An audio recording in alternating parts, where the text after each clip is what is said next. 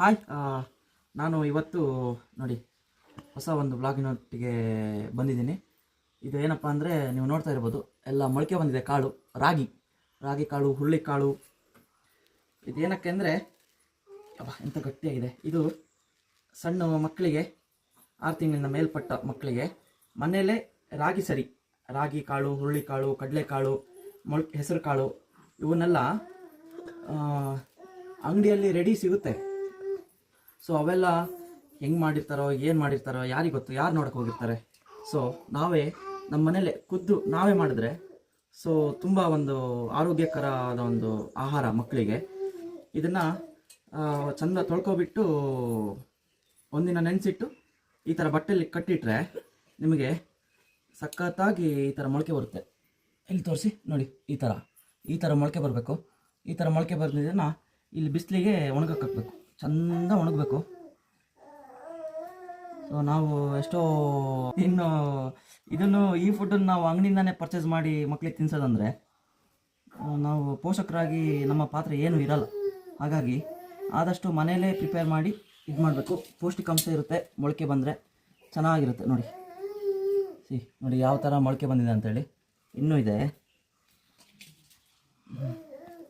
7-8 variety ಕಾಳುಗಳಿದ್ದಾವೆ.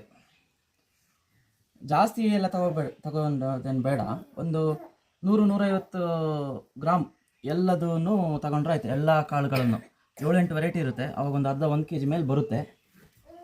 ಈ ಥರ ಎಲ್ಲ ಹಾಕ್ಕೊಂಡು ನೋಡಿ, ಎಲ್ಲ ಕಾಳುಗಳು ಮೊಳಕೆ ಬಂದಿದೆ. 2 ದಿನದಲ್ಲಿ ಮೊಳಕೆ ಬರುತ್ತೆ. ಬಟ್ ಬಟ್ಟೆಲಿ ಚೆಂದ ಟೈಟ್ ಕಟ್ಟಿ ಇಡಬೇಕು. ಒಂದಿನ ಮೊಳಕೆ ಬರ್ಸೋಕ್ಕಿಂತ ಮುಂಚೆ ನೆನೆಸಿಡಬೇಕು. ನೀರೆಲ್ಲ ತೆಗೆದು ಬಟ್ಟೆಲಿ ಟೈಟ್ ಮಾಡಿ ಕಟ್ಟಿ ಈ ಥರ ಒಣಗಿಸಿ ಮಿಲ್ ಮಾಡಿಸ್ಬೇಕಂತಲೇ ಏನಿಲ್ಲ, ಮನೇಲಿ ಮಿಕ್ಸ್ ಮಾಡಿ ಸಾರಣಿಸ್ಬಿಟ್ಟು ಯೂಸ್ ಮಾಡ್ಕೋಬೋದು.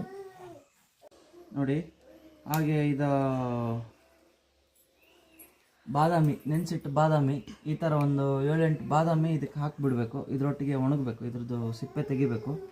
ಹಾಗೆ ಇದು ಗಸಗಸೆ, ಇದನ್ನು ತೊಳೆದು ಒಣಗಕ್ಕಿಡಬೇಕು. ಇದೊಂದು ಸ್ವಲ್ಪ ಬೇರು, ಮಂಜಿಷ್ಟ ಬೇರು ಅಂತಾರೆ, ಇದೊಂದು ಸ್ವಲ್ಪ. ಹಾಗೆ ಒಂದು ಇಷ್ಟು ಕಾಳು ಮೆಣಸು, ಪೆಪ್ಪರು ಇದರೊಟ್ಟಿಗೆ ಒಣಗಿ ಫುಲ್ಲು ಮಿಕ್ಸ್ ಮಾಡಿ ಇಟ್ಕೊಂಡ್ರೆ ಸಾಧಾರಣ ನಿಮಗೆ 1 ತಿಂಗಳು ಮಟ್ಟಿಗೆ ಸಾಕಾಗುತ್ತೆ. ಮತ್ತು ಖಾಲಿ ಆದಾಗೂ ರೆಡಿ ಮಾಡಿಕೊಂಡ್ರೆ ಸಾಕು.